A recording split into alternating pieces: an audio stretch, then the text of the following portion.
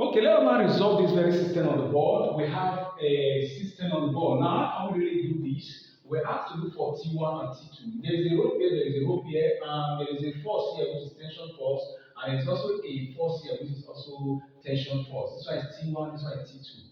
And there is a mass, 50 kg. Okay, now how can we really do this? Mean our focus will now be on static equilibrium. Please don't forget, under static equilibrium, we have looked at translational equilibrium and also rotational equilibrium. It means that for static equilibrium, there are some certain conditions that must be fulfilled, and these conditions are simply the net force. The net force must be zero.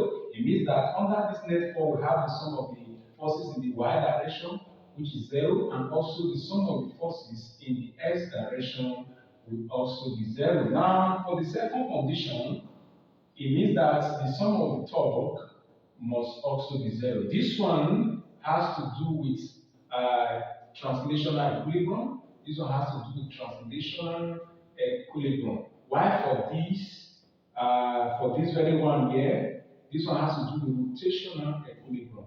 Rotational equilibrium. Please don't forget, these are the two conditions that must be fulfilled under static equilibrium. Okay, now the first one is the net force must be zero, which is it means that the sum of the forces in the y direction will be zero, and the sum of the forces in the x direction will also be zero under the translational equilibrium. But for the one of the rotational equilibrium, it means that the sum of the torque must be zero. But for the situation we have here, for the system we have on the board, it means that we are going to look at the first one, which is the first condition. We are applying the first condition. It means that we are not going to apply the second condition because we are not dealing with torque. If we are dealing with torque, if this case is torque, it means that I will use this second condition to resolve this very system. But for the system on the board, it is not a torque. We will have to now apply the first condition, and this one will now lead us to components. This one will now lead us to component of forces. Okay, let us see how we can really look at this very one. I mean, we need to now resolve the system. We need to now resolve the system. Now, to do this, I will have to get the components. The components. Okay, I will also get the component here. I will also get the component here. It means that this one is y, this one here is y, this one here is x.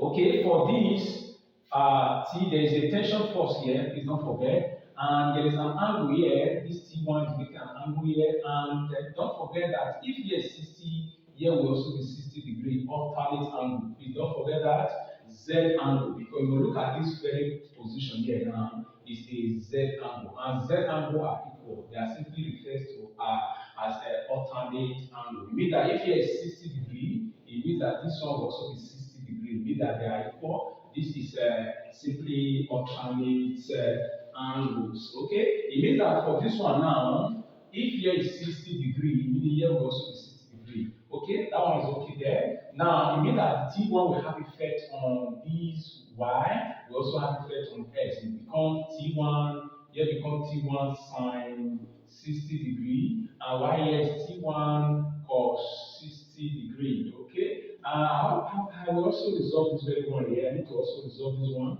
Here becomes W, and this W is mg. Please don't forget that the W is mg. That is the weight force. That is the weight force there. Now let us see the next thing to do. Let us see the next thing to do. Okay, since we have be able to resolve the system now, we now have a complete system. It means that I cannot apply the first condition, which is the translational equilibrium. Okay, now doing this now, it means that I have to get the component out. I have to bring out the components. It means that the net force. Please don't forget the net force must be zero. And what is it? And it means that the sum of the forces in the y direction will be zero, and the sum of the forces in the x direction will also be zero. Now, to do this now, let us see what we can do here. I mean, we are going to resolve the y. We are going to resolve the y component. It means that for y, it means that the sum of the y is going to be now, let us see, for the system here, which one is y? Which one is y? This one is y vertical, this one is also y vertical. It means that we have T1 sine 60 degree, and which one is vertical again? We have W, which is vertical. Okay, now for this, it means that some of the forces must be zero according to the condition, the first condition there.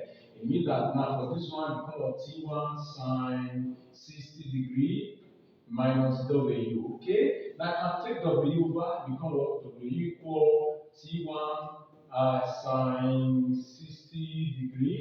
Okay, make it T1 the subject of the formula, because T1 divided both sides by sine 60, because what? W all over sine 60 degree. This is what I have here.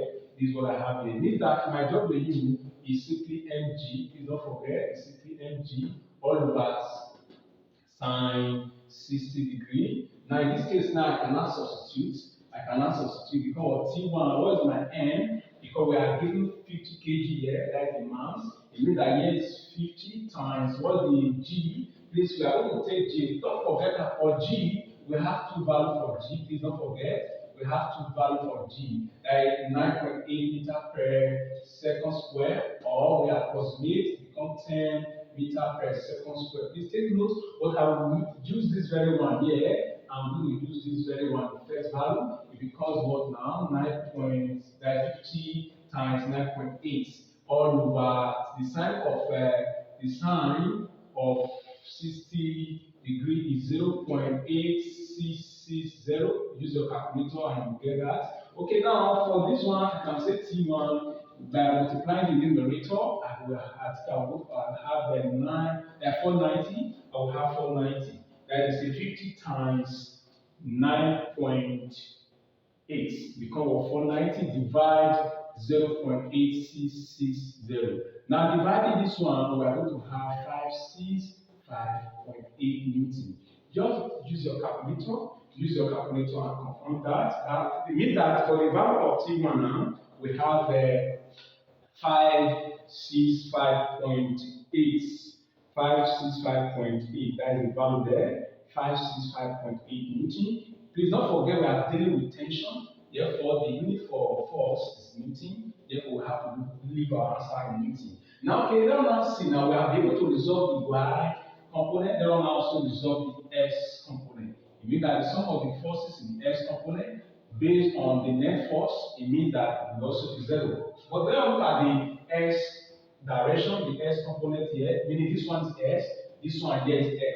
It means that this one is positive. Look at it, the arrow head is facing the, is heading to the right, meaning it's positive, because this one will be positive for X. It means that this one is T1 cos 60 degree, and look at this arrow head here, is pointing to the left, it means that it's negative, it becomes minus T2. Okay, now for the sum of the forces in the S direction, don't forget, based on net force, it must be zero. Therefore, now we now say equal T1 cos 60 degree minus T2. Now taking it over, we have T2 equal T1 cos 60 degree. Okay, now we're looking for T2. We are able to obtain the value for T1. Then we are now looking for T2. And what is T1? From what we have here, we have T1, and what is it there? It's 565.8 times.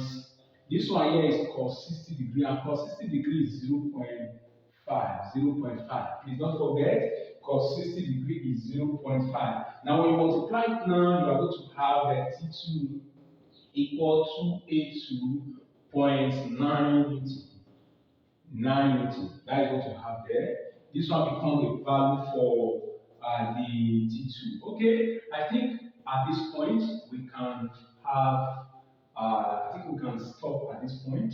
We can conclude at this point. This is all about this system. This is how to resolve this very system. Meaning we are able to obtain the value for T1 and T2 in this calculation. Thank you for joining me on this platform. Please don't forget to subscribe to my YouTube channel, Mathematics Science Mega Tutorial, and also don't fail to like my page, the Bijumbu Online Mathematics.